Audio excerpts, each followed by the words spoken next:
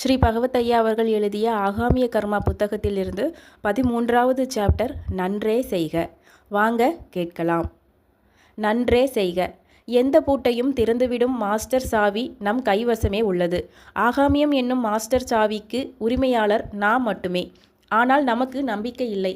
நமக்கு யாரோ வந்து உதவ வேண்டும் என்றுதான் எண்ணுகிறோம். ஒன்று ஜோதிடர்கள் வந்து உதவ வேண்டும், அல்லது தெய்வங்கள் வந்து உதவ வேண்டும். இப்படித்தான் நாம் எண்ணிக்கொண்டிருக்கிறோம். நம்முடைய சுயமதிப்பு நமக்கு தெரிவதில்லை. நற்செயல் செய்வது நமது பழக்கம் இல்லாமல் கூட இருக்கலாம். ஆனால் நல்ல பலன் வேண்டுமானால் நாம் நற்கருமம் செய்துதான் ஆக வேண்டும். நோய் குணமாவதற்கு பத்திய சாப்பாடு சாப்பிடுவதைப் போல் நமக்கு நற்செயல் செய்ய விருப்பம் இல்லாவிட்டாலும் கூட அவற்றை நாம் செய்துதான் ஆக வேண்டும். நம்முடைய தீவினை மாற வேண்டுமானால் அதை சீரமைக்கும் வகையில் நற்செயல்களை செய்துதான் ஆக வேண்டும். இதுதான் நிச்சயமான வழி, நம் கையில் இருக்கும் ஒரே வழி. தெய்வ பூஜை, ஜாதக, ஜோதிடம், பரிகாரங்கள், யாக பூஜைகள் எல்லாம் நிச்சயமில்லாத சுற்று வழி. பலன் கிடைத்தாலும் கிடைக்கலாம், கிடைக்காமற் போனாலும் போகலாம். ஆனால் நம் கைவசம் இருக்கும் நமது நேர் வழியானது சந்தேகமே இல்லாத நிச்சயமான வழி. இதை எப்படி நம்புவது? தெய்வத்தை நம்பலாம், பூஜையை நம்பலாம், பரிகாரங்களை நம்பலாம், ஜாதக ஜோதிடங்களை நம்பலாம். ஆனால் இதனை எவ்வாறு நம்புவது? இதனை நாமே செயல்படுத்தி பார்த்துதான் தெரிந்து கொள்ள வேண்டும். நற்செயல்களை புரிந்திடுவதால் நம்முடைய தீவினைகள் மாறி நல்ல நிலை கிடைக்கிறதா இல்லையா என்பதை நாமே சோதித்து பார்த்துதான் தெரிந்து கொள்ள வேண்டும். பொதுவாக நாம் எதனையும் சோதித்து பார்க்காமல் மேலோட்டமாக புரிந்து கொள்ளவே விரும்புகின்றோம். ஏனெனில் நாம் கேள்விப்படுவதையெல்லாம் நடைமுறைப்படுத்தி அறிந்து கொள்வது எல்லோருக்குமே சாத்தியம் கிடையாது. மேலோட்டமாக பார்க்கும்போது நமக்கு என்ன தோன்றுகிறது? பொய் பித்தலாட்டங்களை செய்யும் பலர் வாழ்க்கை வசதிகளுடன் நல்ல நிலையில் இருப்பதை நாம் வெளிப்படையாகவே காணுகின்றோம். அவர்கள் செய்யும் தீய செயல்கள் ஏன் உடனடியாக அவர்களை பாதிக்கவில்லை? நாம் செய்யக்கூடிய நல்ல செயல்களுக்கு உடனேயே பலன் கிடைத்தால் நல்ல செயல்கள் செய்வதற்கு ஊக்கம் கிடைக்கும் அல்லவா?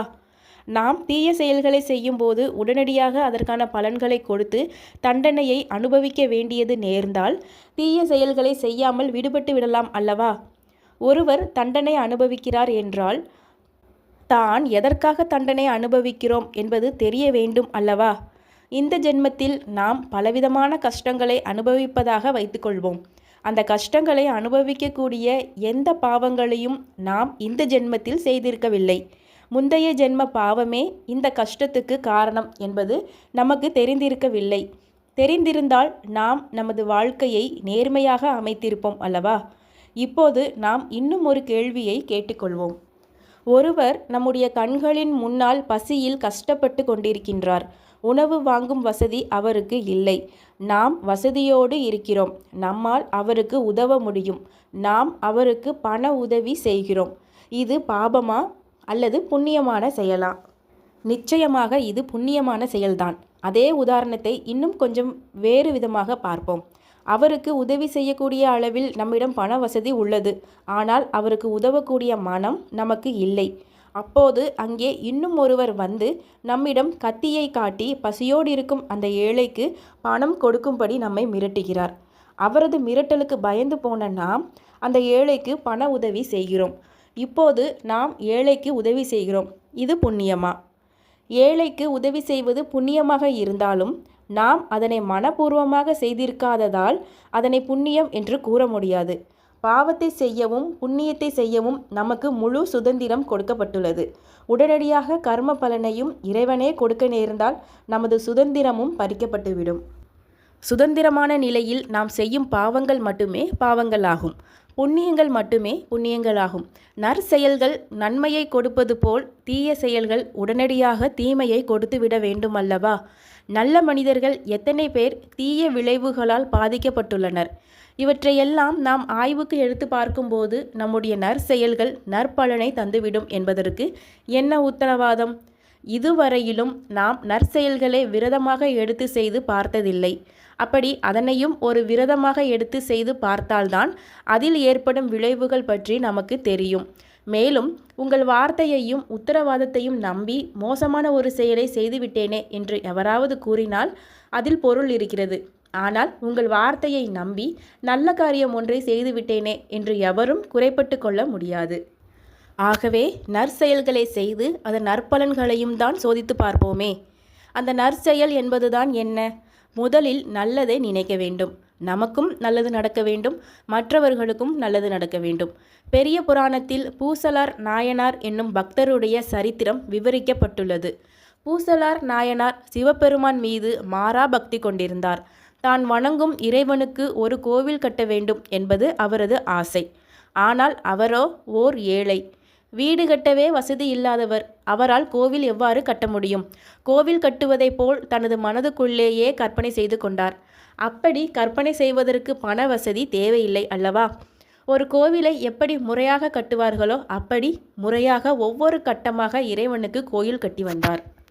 அவர் வசித்து வந்த நாட்டில் இருந்த மன்னரும் இறைவனுக்கு மிக பெரியதொரு கோவிலை கட்டி வந்தார். பூசலார் நாயனார் தனது கற்பனையில் பிரம்மாண்டமான கோவிலை கட்டி கொண்டிருந்தார்.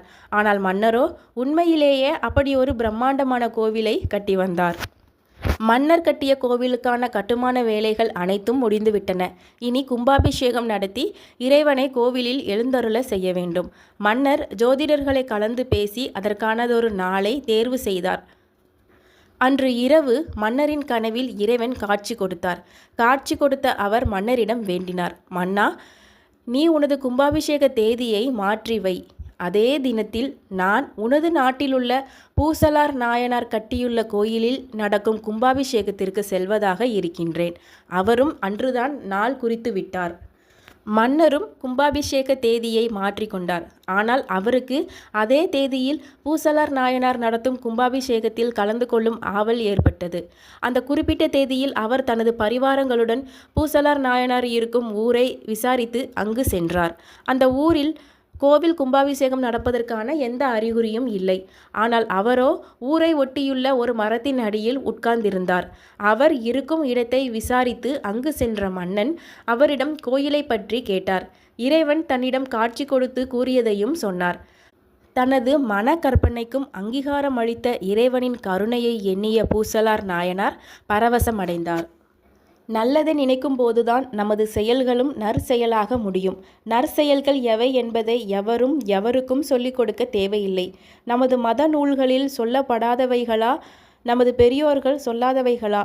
அவற்றில் நமக்கு சாத்தியமானவைகளை நமக்கு சாத்தியமான வகையில் செய்தால் போதும். நல்லவற்றை செய்ய வேண்டும் என்ற மனநிலையோடு செய்தால் போதும். அடுத்தவர்கள் நமக்கு செய்யும் தீங்குகளை பொறுத்து கொள்ளுவது கூட நாம் பிறருக்கு நன்மை செய்ததாகவே ஆகும். நற்செயல்களை புரிந்ததாகவே ஆகும். ஞானிகளுக்கு அடுத்த பிறப்பு கிடையாது என சாஸ்திரங்கள் கூறுகின்றன. அவர் மீண்டும் பிறக்காவிட்டால் அவர் ஞானமடைவதற்கு முன்னால் பல பிறப்புகளிலும் அவர் செய்த பாவ புண்ணியங்கள் எப்படி தீர்வடையும்? அதற்கு சாஸ்திரங்கள் என்ன தீர்வு கொடுக்கின்றன? அதற்கும் தீர்வு கொடுக்கின்றன. அந்த ஞானியை வணங்குபவர்களிடமும் அந்த ஞானியின் உபதேசங்களை பின்பற்றுபவர்களிடமும் அந்த ஞானியினுடைய புண்ணிய பலன்கள் அனைத்தும் சேர்ந்து விடுகின்றன. அதுபோல் ஞானியையோ ஞானியினுடைய உபதேசங்களையோ அவமரியாதை செய்பவர்களிடம் ஞானியினுடைய பாவத்தின் பலன்களெல்லாம் சென்று சேர்ந்து விடுகின்றன. இப்படி விளக்கம் கொடுக்கப்படுகிறது. இது ஞானிகளுக்கு மட்டும்தான் பொருந்துமா? இதை அனைவருக்கும் பொருந்தக்கூடிய பொது விதியாகவே எடுத்துக்கொள்ளலாம். எப்படி? நியாயமான காரணம் எதுவும் இல்லாமல் எவராவது உங்களுக்கு தீங்கு செய்வார்களேயானால் உங்களுடைய பாவங்களில் ஒரு பகுதி அந்த நபருக்கு போய் விடுகின்றது. அந்த நபருடைய புண்ணியத்தில் ஒரு பகுதி உங்களை வந்தடைந்து விடுகிறது. நமது வருவாயில் 10ல் 1 பாகத்தை நற்கர்மங்களுக்கு செலவிட வேண்டுமென்று எல்லா மதங்களுமே ஒரு சேர வலியுறுத்துகின்றன. அதனால் நமக்கு கிடைக்கும் நன்மைகளையும் பட்டியலிட்டு கூறுகின்றன. நாம் செய்யும் தீய செயல்கள் நமக்கு தீய கர்மாக்களாக வந்து சேர்ந்திடுவது உண்மையானால் நாம் செய்யும் நற்கர்மங்கள் அனைத்தும் நன்மையாவே நம்மை வந்து சேர்ந்திடும் என்பது நிச்சயம். இதுவரை நாம் பார்த்தது நம்முடைய கர்மா எப்படி செயல்படுகிறது என்பதை. நமது அணுகுமுறை உண்மையானதா? சாஸ்திர அங்கீகாரம் உள்ளதா? இதுவரை இப்படி ஒரு விளக்கத்தை இதற்கு முன்னாலும் கொடுத்துள்ளார்களா? எந்த அளவுக்கு இதனை நம்பிக்கைக்கு எடுத்துக்கொள்ள முடியும்?